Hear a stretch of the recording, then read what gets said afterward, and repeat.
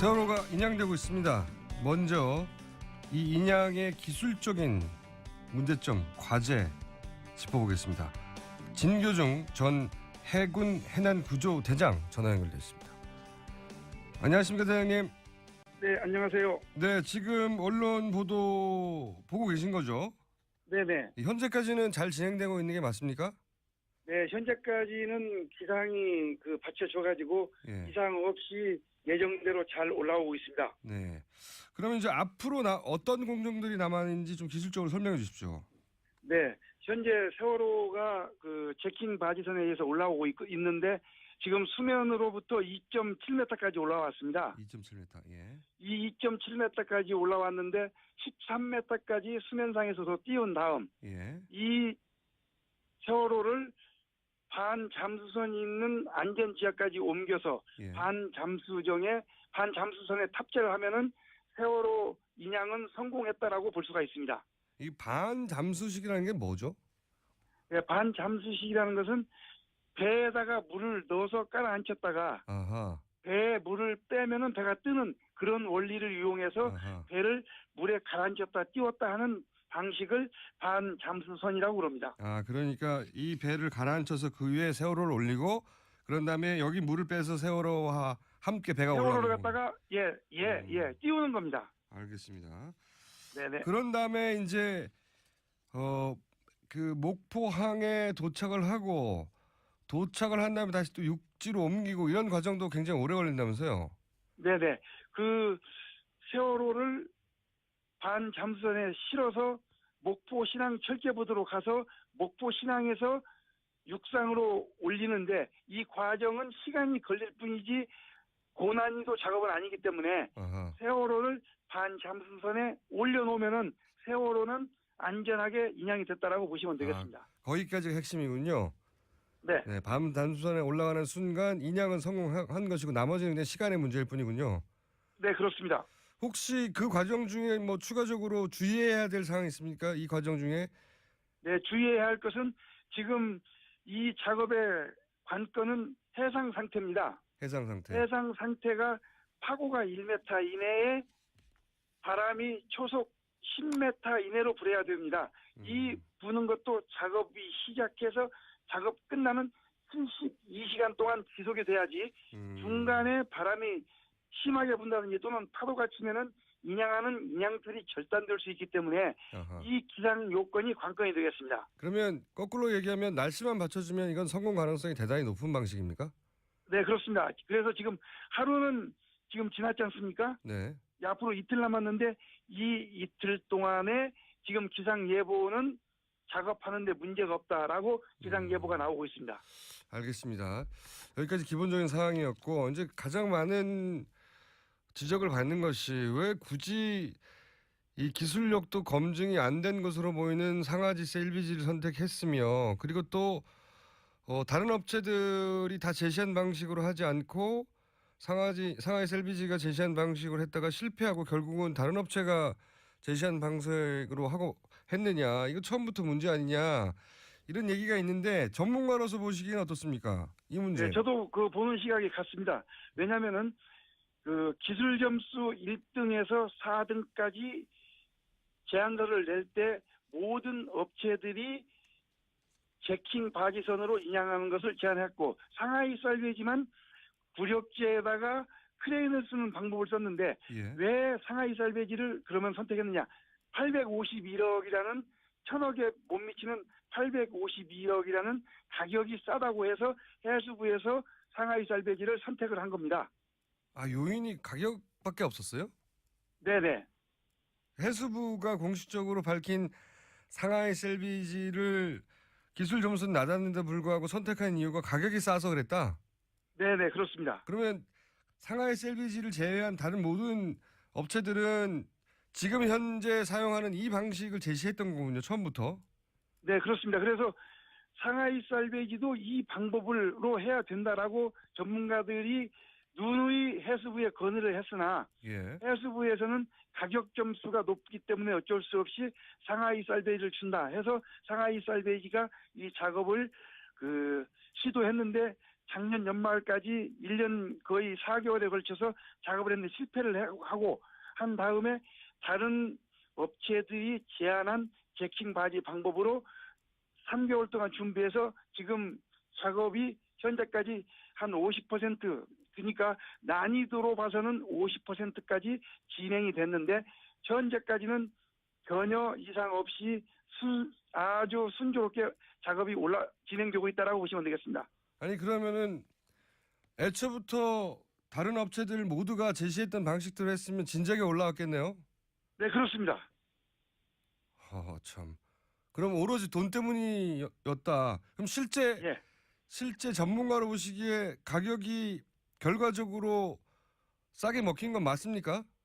예. 근데 제가 볼 때는 싸게 먹힌 것도 아닙니다. 왜냐면은 다른 업체들은 999억, 990억, 1000억 이 근처에서 가격을 냈는데 상하이 쌀배기 방법은 배를 눕혀서 누운 채로 그대로 올려서 육상에 놓기 때문에 육상에서 뒤처리하는데 40억이 들어가고 예.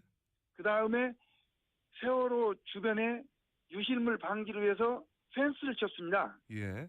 펜스 치는데 60억 들어가고 거의 100억 가까이 들어가고 852억에 그 계약했으니까 950억 정도 들어갔으니까 거의 돈은 비슷하게 들었다라고 보는데 왜 그러면 이렇게 그 업체를 선정했느냐? 그것은 가격이 싸고 올릴 수 있다라고 해수부에서 판단해서 아마 선정한 거 아닌가라고 저는 개인적으로 판단합니다. 그러니까 돈을 싸다고 했지만 실제로는 다른 업체가 제시한 가격과 맞먹게 들어갔고 실제로는 싼 건 아니라는 얘기네요. 그리고 네, 그렇습니다. 그러면 돈도 그대로 들고 시간만 낭비한 셈이네요. 예, 시간만 낭비했고 그 다음에 그 작년 연말까지 원래 인양 작업을 끝내야 되는데 해수부에서 상하이 쌀배기의 기간을 연장해 줘가지고 지금 인양 작업이 계속 진행되는 건데 원래는 작년 연말까지 그 세월호를 인양하도록끔 그 계획이 돼 있었습니다. 근데 만약에 자기들이 낸 가격이 850억인데 추가 비용이 들면 자기들이 제시한 가격 내에 못했으니까 자기들이 부담했어야 하는 거 아닌가? 이 돈은 100억 추가는 우리 정부가 준 겁니까?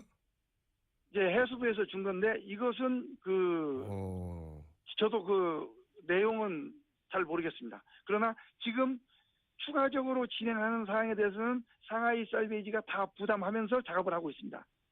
그 이후에 950억 이후로는요? 예, 아니 지금 그 인양에 관련된 것은 상하이 쌀베이지가 인양 공법을 바꾸고 다시 작업하는 거에 대해서는 상하이 쌀베이지가 전부 다 부담을 하고 공법을 바꾼 다음에는 네.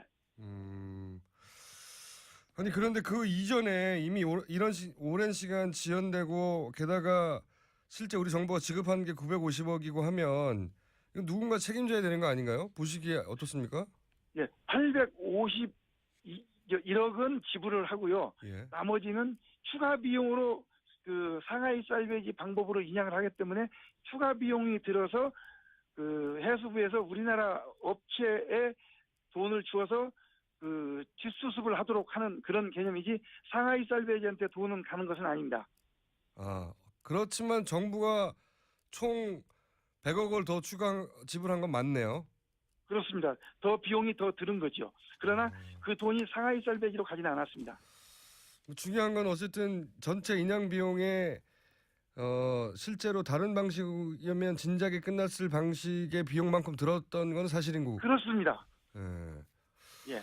이 방식을 선택한 게 가격 때문이라는데 그 가격 메리트는 전혀 없다는 얘기인데 결론적으로. 예, 가격 메리트 왜냐하면 실패를 했기 때문에 가격이 싸다고 해서 인양을 못했기 때문에 이것은 가격하고는 전혀 상관이 없고 요것은 그 세월호 희생자 가족들 1년을 더 기다리게 만든 거죠.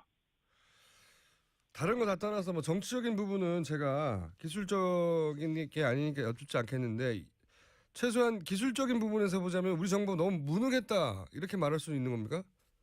세월호 요것을 그 업체 선정할 때 이런 내용을 다 몰랐기 때문에 이 업체를 선정했지 않았느냐. 따라서 결론적으로는 우리 이 세월호 인양 업체를 선정하는 그 의사결정권자들이 좀 실력이 없었다라고 보시면 되겠습니다.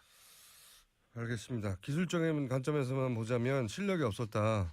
네. 네. 뭐 정치적 의혹을 가지신 분들도 있긴 한데 기술자로서 보기에는 이 기술을 이해를 못했구나 이렇게 보시는 거군요. 전혀. 예, 이 기술을 이해를 못해가지고 우리나라 전문가들도 이 기술은 안 된다라고 90% 이상이 반대를 했는데 굳이 이 기술을 선택해서 실패를 한 그 이유, 예. 이것은 좀 이해가 가지 않습니다. 그러니까요. 아니 뭐 본인들이 모르면 국내 기술자들이 다 아니라고 하면 받아들여야 되는데 굳이 안 받아들이는 게 이게 안 가는 거죠 지금. 네. 그럼 이건 어떻습니까? 구멍이 이제 150개까지 거의 뚫렸다고 하는데 이렇게 되면 뭐 여러 가지가 유실됐을 가능성이 높다 이런 지적도 하지 않습니까? 어떻게 보세요? 네. 그래서 유실 요걸 이제 방지하기 위해서 세월호 주변에 유실막 설치하는데 60억이 들었거든요. 예. 추가 비용이. 예. 그다음 세월호를 처음에 상하이 살베이지 방법으로 인양할 때는 부력제를 넣기 위해서 100개 이상의 구멍을 뚫었지 않습니까? 예. 여기다가 인위적으로 구멍을 뚫어서 부력제를 넣고 인양하려고 했는데 실패를 했는데 이 구멍을 인양한 다음에 다시 틀어막고 올렸는지 그냥 놔두고 올렸는지를 점검해보면 유실물이 빠져나갔는지 안 빠져나갔는지 그때 확인이 가능하겠습니다. 현재 상태로서는 확인이 불가합니다. 알겠습니다. 한 가지만 여쭤볼게요. 네. 그 또 문제 삼는 것이 이제 나중에 다 육지로 올린 다음에 세월호를 절단해서 뭐 객실을 분리해서 조사하겠다 이러는데 이렇게 되면은 그 사고 원인을 규명을 제대로 할 수 있을까요? 배가 훼손이 너무 많이 되는데 어떻게 보세요? 네. 예. 지금 세월호 인양 목적이 예. 실종자 탐색하고 사고 원인 분석인데 예. 이걸 통째로 올리려고 그 많은 비용을 들이고 시간이 걸렸지 않습니까? 그렇죠. 그런데 이것을 육상에 올려놓고 절단한다. 이것은 저는 부동의합니다. 왜냐? 그 많은 고생을 해갖고 통째로 올려서 사고 원인 분석하고 실종 탐색을 하는데 아니 그렇게 힘들게 고생해서 육상에 돈 들여서 올려놓고 그걸 절단한다는 것은 저는 부동의하고요. 이해가 안 가는 원형 거죠. 예. 그대로 보존을 하면서 최소한 사람이 진입할 수 있는 그러한 어떠한 구멍을 내서 접근로를 만드는 건 몰라도 배를 어느 그 상부 갑판을 절단해서 그 뒤처리를 하겠다. 저는 이거에 대해서는 부동의합니다. 알겠습니다. 기술적으로 이해 안 가시는 지점이 많다고 많으신 것 같은데 오늘은 여기까지 듣고요. 네. 배가 좀 더 올라온 다음에 다시 한번 연결할 기회가 있으면 연결하겠습니다. 오늘 말씀 감사합니다. 감사합니다. 네. 네, 안녕하세요. 김용욱입니다. 정확하게 지금 어디 계십니까? 지금 인양 현장에서 한 1.5km 정도 떨어진 곳에 있습니다. 어느 정도 올라왔습니까? 지금 육안으로 보기에는 많이 올라왔습니다. 한 3분의 1 정도 올라온 것 같습니다. 그렇군요. 유가족들도 함께 계시죠? 네, 유가족들과 함께 있습니다. 유가족들이 평정심을 유지하기 힘들 것 같은데요. 어떤 상태입니까? 지금 유가족분들이 예. 한숨도 잠을 못 주무시고 인양 과정들을 계속 지켜보고 계시고요. 네. 몇몇 어머니분들은 간혹 눈물을 흘리시거나 한숨 내시고 또 하늘을 쳐다보시고 계시고 좀 그러고 계십니다. 알겠습니다. 그 심정은 뭐 저희가 헤아리기도 힘들 정도일 텐데 오늘 저희가 짚어보고 싶은 부분은 지금 이제 네네. 방금 전에 기술적인 부분 짚어봤고요. 네, 그다음에 조사관으로 계셨기 때문에 누구보다 잘 아실 것 같은데 네네. 가장 많은 분들이 이제 지적하는 게 이거 진작에 됐을 수 있던 거 아닌가? 그러니까 그 대통령 네. 탄핵 이후에 갑자기 발표되고 그런 이후에 2주 내로 이런 게 다 이루어질 거였다면 네, 지난 3년간 왜 못했냐 이런 그 의문을 가지거든요.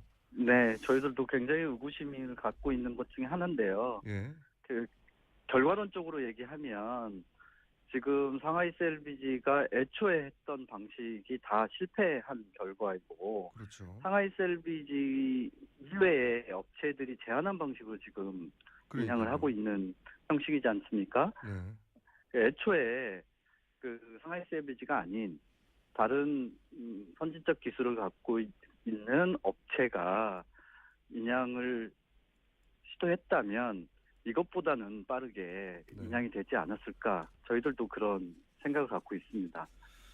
그러니까 이게 그래서 이제 이건 뭐 물증이 없으니까 저희가 그냥 네, 그렇습니다. 의구심만 가질 수밖에 없는데 네네. 그래서 이제 뭐 대통령 탄핵이 안 됐다면 기각됐다면 이게 과연 됐을까 이런 의구심도 가지지 않습니까? 어머님들도 그런 말씀들을 많이 하시고 계십니다. 만약에 지금 탄핵이라는 결과가 없었으면 네. 과연 배가 올라올 수 있었을까. 그런 의구심 떨쳐버릴 수 없죠. 그렇죠. 탄핵되고 네. 3년간 안 되다가 탄핵되고 2주 만에 된다는 게 이게 2주 우연으로 만에. 그렇죠. 네. 우연으로 그건- 쳐도 뭐 이거 참 우연치고는 너무 시기가 그러니까요. 네, 그렇습니다. 그 보시기에 조사관으로 보시기에 지금 가장 큰 문제는 뭡니까? 이 선체가 방금 전에도 네. 그런 문제 이야기했는데 왜 선체를 절단하냐고 이렇게 힘들게 3년 만에 올려놓고 저희들도 저희 특조위가 활동할 시기에도 선체 절단 계획에 대해서 반대를 했었고요. 그 반대 이유는 선체를 인양하는 목적이 아까도 전문가께서 말씀하셨지만 가장 우선적인 부분이 미습자 수속 예. 그리고 선체가 사고의 원인을 그러니까 규명하는 가장 증거지 않습니까? 예. 근데 선체 절단하게 되면 여러 가지 배선의 문제 그리고 조타실, 기관실 대법원에서도 분명히 판결한 것처럼 선체가 그렇게 급편침해서 침몰한 원인 중에 하나는 기계적 결함을 반드시 확인해야 된다라고 하는 게 우리나라 대법원의 판결이거든요. 네네. 그런데 그렇게 절단하게 될 경우에는 그런 조사를 할 수 있는 단초가 사라지는 결과를 초래할 수밖에 없습니다. 그러니까 그리고- 자동차 사고가 나도 차를 네네. 절단하지 않지 않습니까? 그렇지 않습니다. 맞습니다. 예. 그리고 또 그 미술자 수습과 관련돼서도 지금 한쪽으로 기울어져 있지 않습니까? 세월호가 배를 절단하게 되면 화물들이 안에 한쪽으로 몰려 있을 텐데 예. 그 화물들이 한쪽에 몰려 있는 화물들이 무너져 내릴 수 있는 개연성도 충분히 있습니다. 근데 미습자분들이 객실에만 있다고 확신할 수가 없지 않습니까? 그렇죠. 화물실에, 그 배가 그 옆으로 있었기 때문에 그 미습자분들이 지금 어디에 있는지 정확하게 위치를 확인할 수 없는 상황에서 절단하게 되면 그 미습자들을 온전하게 수습하는 방식도 쉽지 않을 거다, 힘들 거다라고 하는 게 우리나라 대부분의 전문가들의 한결같은 의견입니다. 또 이제 그 의혹을 가지는 것이 국내 기술전들 모두가 반대하고 다른 업체 모두가 다른 방법으로 하라고 제안했음에도 불구하고 결국 이제 셀비지 방식을 채택해가지고 구멍을 140개 뚫었지 않습니까? 네네. 그러면서 선체가 훼손됐는데 네. 근데 그 기술은 또 적용을 못했어요. 끝내. 네, 결론적으로는 그 기술이 필요 없는 행위였고 선체를 훼손하는 결과만 초래한. 그러니까요. 그러니까 네. 구멍만 뚫어놓고 또다시 이제 증거물이 된 배는 훼손시키고 그 기술은 적용을 못하고 거꾸로 얘기하면 네. 배를 훼손시키려고 거꾸로 이 기술을 적용하자고 한 게 아닌가 싶을 정도의 이상한 저희들도 결과 아닙니까 이게. 네네네 맞습니다. 저희도 또 특조위 활동할 시기에도 개선 그런 그 문제 제기를 했었고요. 그 절단하는 부분에 대해서 특히나 그 절단물이라든지 그리고 특히 천공 부분인데요. 예. 천공을 뚫었으면 그 뚫은 부분들을 보존해야 되지 않겠습니까? 네네. 근데 저희가 그 특조위 있을 때 확인한 결과는 그걸 배 안으로 다 집어넣었다. 이게 해수부의 대답이었습니다. 예. 그러면 나중에 배가 올라온 후에 그 부분이 그 예전에 뭐 외력설도 그 주장하는 분들도 있고 그 선체 침몰 원인에 대해서 다양한 주장들이 있지 않습니까? 예. 그 주장들을 확인을 하려면 네네. 그런 선체의 외관부터 내부 상황, 조타실이나 조금 전에 말씀드렸던 기관실, 뭐 이런 부분들을 다 전수조사를 해서 참사의 원인을 밝혀야 되는데 지금 조금 전에 그 현장을 가까이 갔던 유가족분들의 말씀에 의하면 배가 굉장히 많이 훼손됐다고 낙담을 하는 말씀을 조금 전에 들었거든요. 네. 그래서 걱정입니다. 가장 신체 훼손이 많이 되는 방식을 채택해놓고 네, 그렇게는 결국은 안 하고 애초부터 모두가 주장했던 방식을 채택해서 올렸다. 이렇게 의구심을 가질 상황이 된 거죠. 네. 모두가 반대하는 방식을 채택했다. 네. 이런 의구심을 떨쳐버릴 수 없습니다. 그럼 반대하는 방식으로 결국 인양에 성공했으면 또 모르겠는데 인양은 못하고 구멍만 네. 뚫었다. 그래서 네. 사실 이런 의혹 있었지 않습니까? 배에 무슨 구멍이 나서 네네네. 배가 예상보다 빨리 가라앉았는데 틀림없이 뭐 배 아래쪽에 어딘가에 네. 그 뭐 구멍이 난 거 구멍이 아니냐. 있거나 예. 네, 그런 주장도 있었죠. 근데 그 구멍 자체를 이런 총으로 천공이라면서 뚫어버리면 그걸 확인할 수 없죠. 그러니까요. 확인할 네. 방법이 없어져 버리는데 네. 한두 군데도 아니고 140군데, 150군데 뚫어버렸으면 말이죠. 뭐 그중에는 차들이 왔다 갔다 할 수 있는 1m가 넘는 것도 수십 개가 되는 걸로 알고 있습니다. 아, 좀 이상합니다. 이상해. 자, 그래서 이거 해수부를 조사해야 되는 게 아니냐. 선체를 조사하는 것도 조사하는 거지만 조사 대상이 해수부 아니냐 이런 얘기도 계속 나옵니다. 이 해수부 뭐 예. 저희들도 그런 부분에 대해서 동의를 하고요.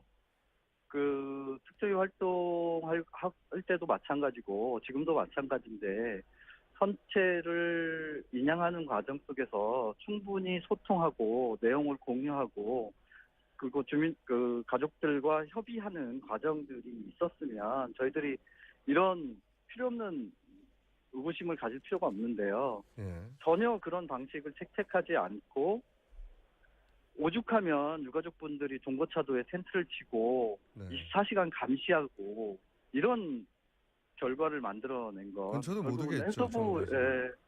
해수부의 저는 크나큰 과오다라고 네. 생각합니다. 게다가 구멍뿐만 아니라 이제 선체를 절단까지 한다고 하니까 더더욱 네. 이게 왜 이렇게 해야 되는지 도저히 이해가 안 가는 상황인데 좀 특조위는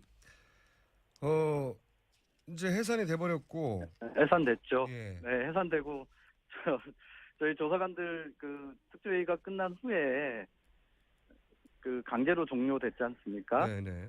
네, 그 더 조사해야 되는 부분들이 산적해 있고 그냥 떠날 수 없다. 그래서 지금 조사관들이 한 10여 명이 남아서 지금 그 계속 조사 활동들을 진행하고 아니 있습니다. 그거 완전 자비로 하고 있다고 들었는데 정부가 해산했는데 9개월째 지금 무급으로 정부가 해산했는데 조사하시던 분들이 어떻게 이렇게 여기서 멈출 수 있냐고 자비를 하고 있는 걸로 저는 알고 있어요. 네, 맞습니다. 근데 이제 또 문제가 세월호 올라오는데 이 선체를 조사할 사람들이 없어서 네, 네. 선체 조사위원회를 구성을 하긴 했는데 이게 통과되고 행정적 절차를 거치려면 2개월이 걸린다면서요. 네, 네. 특조위의 과정들을 보면 행정적 절차를 걸치는데 조사관들을 뽑는 데만 한 2, 3개월 정도 걸립니다. 그러면 그 사이에 해수부 발표로는 해수부가 조사한다고 그랬단 말이죠. 2개월 그렇게 동안 되면 예. 네, 그렇죠. 해수부가 그 선체를 정리하고 네. 하는 과정들을 해수부가 할 수밖에 없는 상황이죠. 2개월 동안 해수부가 안 기다리고 선체 절단하고 자기들이 조사해서 결과 발표해버리면 네. 이것도 문제 아닙니까? 그러면 조사위원회의 필요성이 없어지는 거죠. 그래서 그 올해 마지막 그 대선 마지막 그 본회의가 3월 28일 날 있는 걸로 알고 있거든요. 예. 반드시 3월 28일 날 위원들을 국회에서 선출해야 되고요. 그 위원들과 함께 조사할 수 있는 조사관들을 하루라도 빨리 예. 구성을 해서 과학적이고 객관적으로 그리고 공정하게 조사할 수 있는 선체조사위원회가 활동할 수 있도록 정부가 적극적으로 협조를 해야 됩니다. 오히려 지금 대선 기간이라서 이게 정치권에서 네. 이게 신경을 못 쓸 텐데 그래서 더더욱 이 시점에 이게 올라온 게 아닌가 하는 생각도 듭니다. 그런 의구심이 있지만 네. 세월호는 정치적 문제가 아니지 않습니까? 우리 국민의 안전에 대한 문제이고 이건 정치적으로 해결할 문제는 아니라고 저는 예, 생각합니다. 물론 아니죠. 네. 아닌데 이때가 정치인들이 4년 5년 내에 가장 바쁜 시기니까 네, 그렇습니다. 그런 이유로도 지금의 시기를 고른 게 아닌가 싶은 생각도 든다는 거죠. 네. 3년을 기다려서 이 시점을 딱 택한 이유가 진작에 적용 가능한 기술들이 분명히 있었는데 그리고 그 기술을 적용했더니 좀 2주 만에 올라오는 거잖아요. 네, 네. 네, 참네. 그걸 3년을 기다렸는데 이 시점을 택한 이유가 있지 않겠냐는 생각도 좀 드는 거죠. 뭐 의구심이 한두 가지가 아닙니다. 사실 드는 게. 네, 끝도 없습니다, 정말. 네, 세월호 관련해서는 조사를 하면 할수록 의구심만 더 커지는 게 세월호인 것 같습니다. 이해가는 구석이 저도 하나도 없다고 보는데 네. 자, 오늘은 여기까지 하고요. 배가 좀 더 네네. 올라와서 배 상태가 보다 분명하게 드러나면 저희가 전화 연결 한 번 더 하겠습니다. 네네네, 감사합니다. 네, 오늘 말씀 감사합니다. 네, 고맙습니다. 지금까지 세월호 사고 해역 인양 현장에 나가 있는 김영욱 전 세월호 특조위 조사관이었습니다. 그러면 우리 정부 너무 무능했다 이렇게 말할 수 있는 겁니까? 세월호 요것을 그 업체 선정할 때 이런 내용을 다 몰랐기 때문에 이 업체를 선정했지 않았느냐. 따라서 결론적으로는 우리 이 세월호 인양 업체를 선정하는 그 의사결정권자들이 좀 실력이 없었다라고 보시면 되겠습니다. 알겠습니다. 기술적인 관점에서만 보자면 실력이 없었다. 네. 네. 뭐 정치적 의혹을 가지신 분들도 있긴 한데 기술자로서 보기에는 이 기술을 이해를 못했구나 이렇게 보시는 거군요. 전혀. 예, 이 기술을 이해를 못해가지고 우리나라 전문가들도 이 기술은 안 된다라고 90% 이상이 반대를 했는데 굳이 이 기술을 선택해서 실패를 한 그 이유 예. 이것은 좀 이해가 가지 않습니다. 그러니까요. 아니 뭐 본인들이 모르면 국내 기술자들이 다 아니라고 하면 받아들여야 되는데 굳이 안 받아들이는 게 이해 안 가는 거죠 지금. 네. 그럼 이건 어떻습니까? 구멍이 이제 150개까지 거의 뚫렸다고 하는데 이렇게 되면 뭐 여러 가지가 유실됐을 가능성이 높다 이런 지적도 하지 않습니까? 어떻게 보세요? 네. 그래서 유실 요걸 이제 방지하기 위해서 세월호 주변에 유실막 설치하는데 60억이 들었거든요. 예. 추가 비용이. 예. 그다음 세월호를 처음에 상하이 살베이지 방법으로 인양할 때는 부력제를 넣기 위해서 100개 이상의 구멍을 뚫었지 않습니까? 예. 여기다가 인위적으로 구멍을 뚫어서 부력제를 넣고 인양하려고 했는데 실패를 했는데 이 구멍을 인양한 다음에 다시 틀어막고 올렸는지 그냥 놔두고 올렸는지를 점검해보면 유실물이 빠져나갔는지 안 빠져나갔는지 그때 확인이 가능하겠습니다. 현재 상태로서는 확인이 불가합니다. 알겠습니다. 한 가지만 더 여쭤볼게요. 네. 그 또 문제 삼는 것이 이제 나중에 다 육지로 올린 다음에 세월호를 절단해서 뭐 객실을 분리해서 조사하겠다 이러는데 이렇게 되면은 그 사고 원인을 규명을 제대로 할 수 있을까요? 배가 훼손이 너무 많이 되는데 어떻게 보세요? 네. 예. 지금 세월호 인양 목적이 예.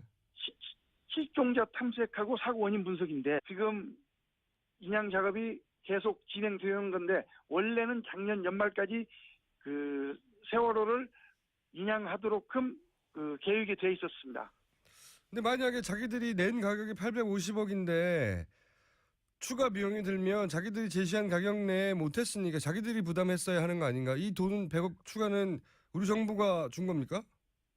이제 해수부에서 준 건데 이것은 저도 그 내용은 잘 모르겠습니다. 그러나 지금 추가적으로 진행하는 사항에 대해서는 상하이 살베이지가 다 부담하면서 작업을 하고 있습니다.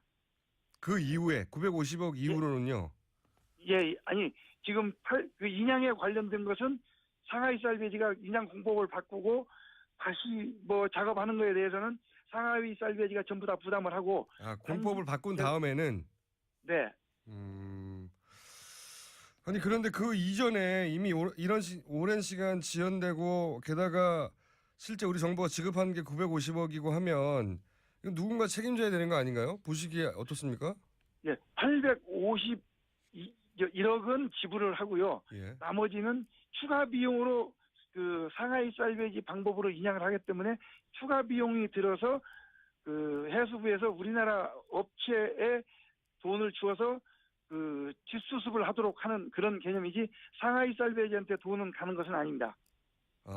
그렇지만 정부가 총 100억 을 더 추가 지불한 건 맞네요. 그렇습니다. 더 비용이 더 들은 거죠. 그러나 그 돈이 상하이 쌀배지로 가지는 않았습니다. 중요한 건 어쨌든 전체 인양 비용에 실제로 다른 방식이면 진작에 끝났을 방식의 비용만큼 들었던 건 사실인 거고. 그렇습니다. 예. 예. 이 방식을 선택한 게 가격 때문이라는데 그 가격 메리트는 전혀 없다는 얘기인데 결론적으로. 예, 가격, 메리트, 왜냐하면 실패를 했기 때문에 네. 가격이 싸다고 해서 인양을 못했기 때문에 이것은 가격하고는 전혀 상관이 없고, 요것은 세월호 시행자 가족들 1년을 더 기다리게 만든 거죠. 다른 거 다 떠나서 뭐 정치적인 부분은 제가 기술적인 게 아니니까 여쭙지 않겠는데 최소한 기술적인 부분에서 보자면 세월호가 인양되고 있습니다. 먼저 이 인양의 기술적인 문제점, 과제 짚어보겠습니다. 진교중 전 해군 해난구조대장 전화 연결돼 있습니다. 안녕하십니까 대장님. 네, 안녕하세요. 네, 지금 언론 보도 보고 계신 거죠? 네네. 현재까지는 잘 진행되고 있는 게 맞습니까? 네, 현재까지는 기상이 받쳐줘가지고 예. 이상 없이 예정대로 잘 올라오고 있습니다. 네. 그러면 이제 앞으로 어떤 공정들이 남았는지 좀 기술적으로 설명해 주십시오. 네, 현재 세월호가 제킹 바지선에 의해서 올라오고 있는데 지금 수면으로부터 2.7m까지 올라왔습니다. 2.7m. 예. 이 2.7m까지 올라왔는데 13m까지 수면상에서도 띄운 다음 예. 이 세월호를 반잠수선이 있는 안전지역까지 옮겨서 예. 반잠수선에 탑재를 하면은 세월호 인양은 성공했다라고 볼 수가 있습니다. 이 반잠수식이라는 게 뭐죠? 네, 반잠수식이라는 것은 배에다가 물을 넣어서 깔아앉혔다가 아하. 배에 물을 빼면은 배가 뜨는 그런 원리를 이용해서 아하. 배를 물에 가라앉혔다 띄웠다 하는 방식을 반잠수선이라고 그럽니다. 아, 그러니까 이 배를 가라앉혀서 그 위에 세월호를 올리고 그런 다음에 여기 물을 빼서 세월호와 함께 배가 올라오는 세월호를 갖다가 띄우는 겁니다. 알겠습니다. 네네. 그런 다음에 이제 그 목포항에 도착을 하고 도착을 한 다음에 다시 또 육지로 옮기고 이런 과정도 굉장히 오래 걸린다면서요? 네네. 세월호를 반잠수선에 실어서 목포 신항 철계부두로 가서 목포 신항에서 육상으로 올리는데 이 과정은 시간이 걸릴 뿐이지 고난이도 작업은 아니기 때문에 아하. 세월호를 반잠수선에 올려놓으면은 세월호는 안전하게 인양이 됐다라고 보시면 되겠습니다. 거기까지가 핵심이군요. 네. 네, 밤 단수선에 올라가는 순간 인양은 성공한 것이고 나머지는 그냥 시간의 문제일 뿐이군요. 네, 그렇습니다. 혹시 그 과정 중에 뭐 추가적으로 주의해야 될 사항이 있습니까? 이 과정 중에? 네, 주의해야 할 것은 지금 이 작업의 관건은 해상 상태입니다. 해상 상태. 해상 상태가 파고가 1m 이내에 바람이 초속 10m 이내로 불어야 됩니다. 이 부는 것도 작업이 시작해서 작업 끝나는 72시간 동안 지속이 돼야지 중간에 바람이 심하게 분다든지 또는 파도가 치면은 인양하는 인양틀이 절단될 수 있기 때문에 아하. 이 기상 요건이 관건이 되겠습니다. 그러면 거꾸로 얘기하면 날씨만 받쳐주면 이건 성공 가능성이 대단히 높은 방식입니까? 네, 그렇습니다. 그래서 지금 하루는 지금 지났지 않습니까? 네. 앞으로 이틀 남았는데 이 이틀 동안에 지금 기상 예보는 작업하는데 문제가 없다라고 기상 예보가 나오고 있습니다. 알겠습니다. 여기까지 기본적인 사항이었고 이제 가장 많은 지적을 받는 것이 왜 굳이 이 기술력도 검증이 안 된 것으로 보이는 상하지세 LBG를 선택했으며 그리고 또 다른 업체들이 다 제시한 방식으로 하지 않고 상하이세 LBG가 제시한 방식으로 했다가 실패하고 결국은 다른 업체가 제시한 방식으로 하고 했느냐 이거 처음부터 문제 아니냐 이런 얘기가 있는데 전문가로서 보시기엔 어떻습니까? 이 문제. 네, 저도 보는 시각이 같습니다. 왜냐하면은 기술 점수 1등에서 4등까지 제안서를 낼 때 모든 업체들이 제킹 바지선으로 인양하는 것을 제안했고 상하이 쌀배지만 구력지에다가 크레인을 쓰는 방법을 썼는데 예. 왜 상하이 살베이지를 그러면 선택했느냐? 851억이라는 천억에 못 미치는 852억이라는 가격이 싸다고 해서 해수부에서 상하이 살베이지를 선택을 한 겁니다. 아, 요인이 가격밖에 없었어요? 네네. 해수부가 공식적으로 밝힌 상하이 셀비지를 기술 점수는 낮았는데 불구하고 선택한 이유가 가격이 싸서 그랬다? 네네, 그렇습니다. 그러면 상하이 셀비지를 제외한 다른 모든 업체들은 지금 현재 사용하는 이 방식을 제시했던 거군요, 처음부터.